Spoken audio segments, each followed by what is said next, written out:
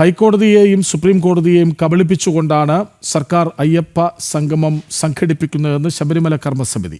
Devaswom board ഭക്തജനങ്ങളെ വെല്ലുവിളിക്കുന്നു എന്നും ശബരിമല കർമ്മസമിതി പറഞ്ഞു. കോടിക്കണക്കിന് രൂപയുടെ നഷ്ടമാണ് ഉണ്ടാക്കിയത്. ദേവസ്വം ബോർഡ് രാജിവെക്കണമെന്നും ശബരിമല കർമ്മസമിതി ഭാരവാഹികൾ ആവശ്യപ്പെട്ടു. വിവരങ്ങളുമായി നിഷ ദിലീപ് ഒപ്പം ചേരുന്നു. നിഷ, കൃത്യമായി പറയുന്നുണ്ട് ശബരിമല കർമ്മസമിതി എന്തൊക്കെ? കൃഷ്ണരാജ്, അല്പസമയം മുമ്പാണ് ശബരിമല കർമ്മസമിതി ഭാരവാഹികൾ എറണാകുളത്ത് മാധ്യമങ്ങളെ കണ്ടത്. 22-ന് ശബരിമല കർമ്മസമിതിയുടെ നേതൃത്വത്തിൽ നടക്കുന്ന ശബരിമല സംരക്ഷണ സംഗമത്തെക്കുറിച്ചും ഒപ്പം തന്നെ 20-ന് നടക്കുന്ന സർക്കാരിൻ്റെ ആഗോള അയ്യപ്പ സംഗമത്തെക്കുറിച്ചും ഒക്കെ വ്യക്തമായി തന്നെ ശബരിമല കർമ്മസമിതി ഭാരവാഹികൾ പറയുകയുണ്ടായി. ഇതിൽ പ്രധാനമായി എടുത്തു പറയേണ്ടത് ഹൈക്കോടതിയെയും സുപ്രീം കോടതിയെയും പോലും തെറ്റിദ്ധരിപ്പിച്ചുകൊണ്ടാണ് സർക്കാരും ദേവസ്വം ബോർഡും ആഗോള അയ്യപ്പ സംഗമം നടത്തുന്നത്. അതിൻ്റെ തെളിവാണ് ഇപ്പോൾ കാണുന്ന ഈ ദൂർത്ത്.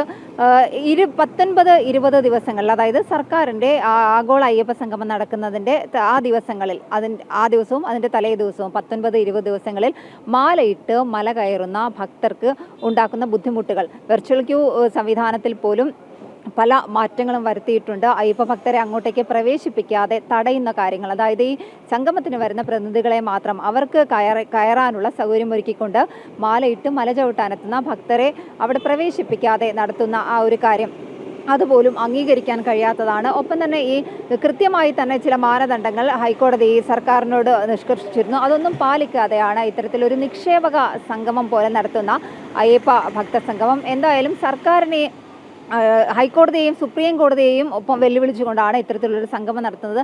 മാത്രമല്ല, കഴിഞ്ഞ ദിവസങ്ങളിലൊക്കെ നമ്മൾ കണ്ടതാണ് ശബരിമലയിലെ ദ്വാരപാലക വിഗ്രഹത്തിൻ്റെ സ്വർണ്ണപ്പാളികളടക്കം അതിൻ്റെ കൃത്യമായ കണക്ക് പോലും ദേവസ്വം ബോർഡിന് നൽകാൻ കഴിഞ്ഞില്ല. ഇത് ഭക്തരോടുള്ള വലിയ വെല്ലുവിളി തന്നെയാണ്.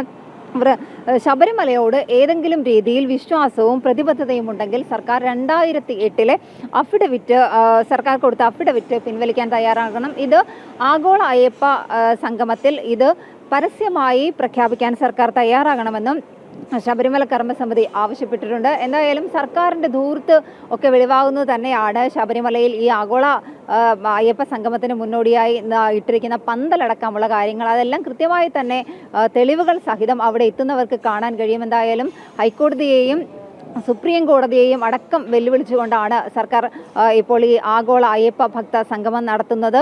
ഈ 22-ന് ശബരിമല കർമ്മസമിതിയുടെ നേതൃത്വത്തിൽ നടത്തുന്ന ശബരിമല സംരക്ഷണ സംഗമത്തെക്കുറിച്ചും വ്യക്തമായി തന്നെ പറയുകയുണ്ടായി. എന്തായാലും അയ്യപ്പ ഭക്തർക്കടക്കം അവിടെ ചെന്ന് അവരുടെ അഭിപ്രായങ്ങളടക്കം ഈ ശബരിമല സംരക്ഷണ സംഗമത്തിൽ പറയുവാനും പ്രകടിപ്പിക്കാനുമുള്ള സെമിനാറുകളടക്കം അവിടെ നടത്തുന്നുണ്ട്. ഈ ഹൈക്കോടതിയെയും സുപ്രീം കോടതിയെയും വെല്ലുവിളിച്ചുകൊണ്ടുള്ള സർക്കാരിൻ്റെ